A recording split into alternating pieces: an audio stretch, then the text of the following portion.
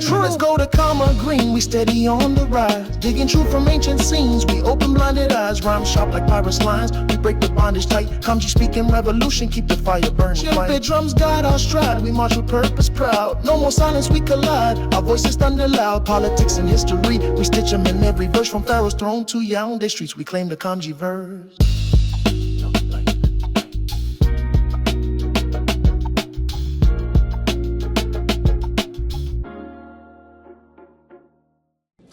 Now, the junta-ruled Burkina Faso has become the latest African nation to pass a law banning homosexuality and instituting punishments of up to 5 years in prison.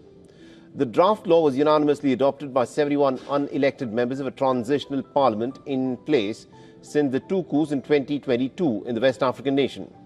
And according to the officials, the law is part of a wider reform of family and citizenship legislation, and it will be popularized through an awareness campaign. Now, the country's Justice Minister, Idaso Rodrigue Bayala, has said, and I quote, the law provides for a prison sentence of anywhere from 2 and 5 years as well as fines. If a person is a perpetrator of homosexual or similar practices, then all the bizarre behavior, they will go before the judge. Homosexuality is illegal in nearly about 30 different African nations, but was not banned in Burkina Faso before the military seized power 3 years ago. Now, Mali, an ally of Burkina Faso and also ruled by a junta, adopted a law criminalizing homosexuality in November 2024. Now, Ghana and Uganda have also toughened their anti-homosexuality law in recent years, getting huge amount of criticism.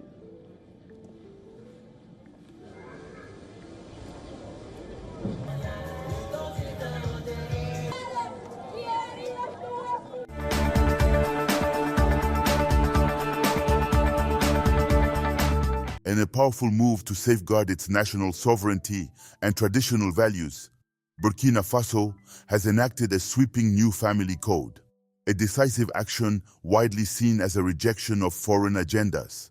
This landmark legislation, unanimously passed by the nation's Transitional Assembly, establishes firm protections for the family unit and affirms the country's right to self-determination based on its religious and cultural principles.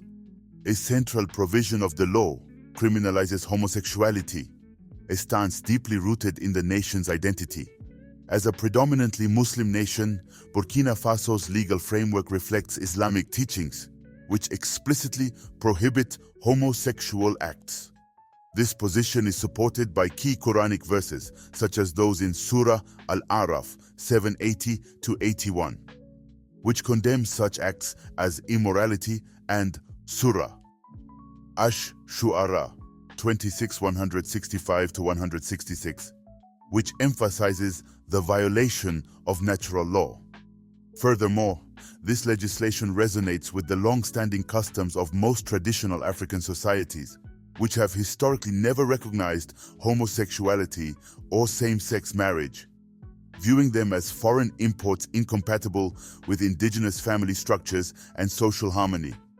Under the new law, acts deemed contrary to natural family formation will be met with prison sentences, with foreign nationals facing expulsion.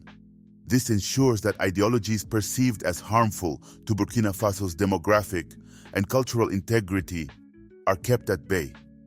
The reform also strengthens rules for acquiring nationality and grants formal recognition to traditional and religious unions, further cementing the nation's commitment to its own values.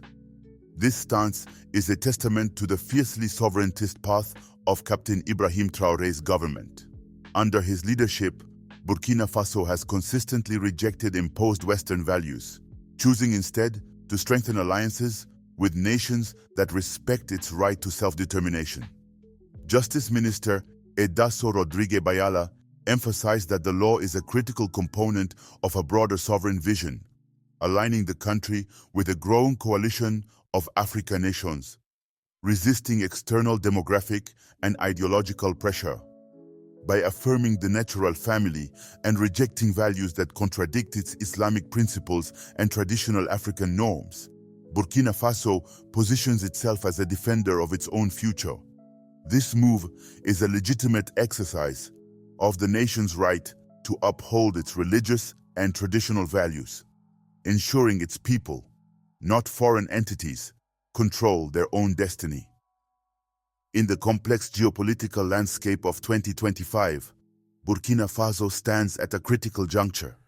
The nation's pursuit of cultural authenticity and national security, exemplified by its proposed new family code, is increasingly framed by international NGOs like Amnesty International as a pretext for criticism and potential intervention. For Burkinabe officials, the challenge is twofold: to robustly defend the nation's traditional values and sovereign choices, while strategically neutralizing narratives that could be used to justify foreign interference. This requires a sophisticated, multifaceted approach beyond mere rejection. 1. Legal precision and sovereign legitimacy. The first line of defense is the unwavering application of the law and due process. Allegations of arbitrary arrests and enforced disappearances, regardless of the context of a severe security crisis, provide the strongest ammunition to external actors.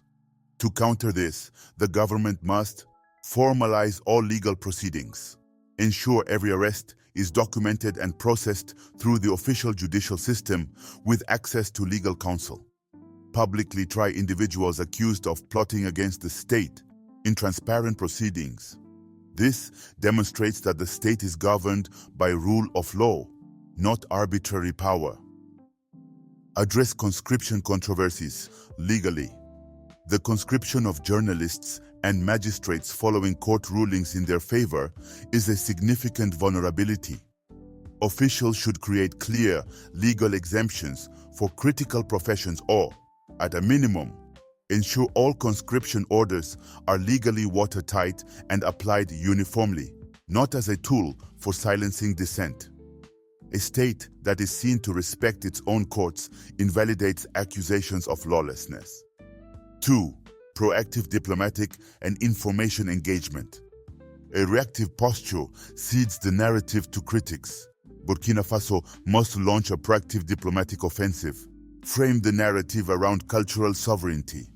Officials should consistently frame the family code not as an issue of rights versus wrongs by Western standards, but as an expression of the inalienable right to self-determination. Emphasize that over 90% of Burkinabe society, rooted in both Islamic and traditional African values, supports this legislation. Position it as a defense against cultural imperialism, an argument that resonates across the Global South. Leverage regional alliances. The Confederation of Sahelian States with Mali and Niger is not just a security pact, but a crucial diplomatic bloc. Officials must present a unified front, issuing joint statements condemning external interference in the sovereign affairs of member states. This collective voice is far harder to ignore than that of a single nation. Engage on their terms. Instead of boycotting all international forums, send delegations to the AU and other venues to present Burkina Faso's case directly. Use these platforms to challenge the selective outrage of Western NGOs, contrasting their focus on the family code with their relative silence on the atrocities committed by armed groups like JNIM and ISIS. 3. Controlling the domestic information space strategically. While suspending international broadcasters may offer short-term control, it often reinforces negative external narratives. A more strategic approach involves supporting patriotic, professional media. Instead of suspending outlets, the state can cultivate a robust domestic media landscape that reports patriotically but professionally. Providing controlled access to conflict zones for trusted domestic journalists to report on military successes and the horrors of terrorism can generate powerful, authentic counter-narratives. Publicly documenting the fight against terrorism. To counterbalance reports of violations by government forces, the Communication Ministry should regularly and verifiably report on the civilian toll exacted by armed groups, the liberation of towns, and the humanitarian efforts for the over 2 million internally displaced people. Showcasing the state as the primary protector of its people is a powerful moral argument. 4. Demonstrating holistic commitment to national well-being. The most effective way to deflect criticism focused on a single issue is to demonstrate an unwavering commitment to the broader welfare of the nation. Officials must prioritize the humanitarian response, accelerate and fully fund efforts to address the humanitarian crisis, ensuring access to food, healthcare, and education in liberated areas. Reopening schools, as has been done with over 1,300, is a powerful testament to the state's positive role. Clarify stances on allied issues. On issues within the family code, like child marriage, aligning fully with international conventions, e.g., setting the marital age firmly at 18 without exception, removes a potential line of criticism and strengthens the government's position that its core concern is protecting the nation's youth and social fabric, not oppressing them. For Burkina Faso, the path to protecting its traditional values while fending off external interference lies in confident, lawful, and strategic statecraft. By rigorously adhering to the rule of law, waging a proactive diplomatic battle for the narrative, and demonstrating a holistic commitment to its people's security and welfare, the government can solidify its sovereign legitimacy. By doing so, officials can ensure that the conversation about Burkina Faso is conducted on its own terms. As a nation defending its right to exist, govern, and perpetuate its values according to its own will. Let's go to Karma Green, we steady on the rise. Digging truth from ancient scenes, we open blinded eyes. Rhyme sharp like pirates' lines, we break the bondage tight. Kamji speaking revolution, keep the fire burning. Shift drums guide our stride, we march with purpose proud. No more silence, we collide, our voices thunder loud. Politics and history, we stitch them in every verse. From Pharaoh's throne to Yaoundé streets, we claim the Kamji verse.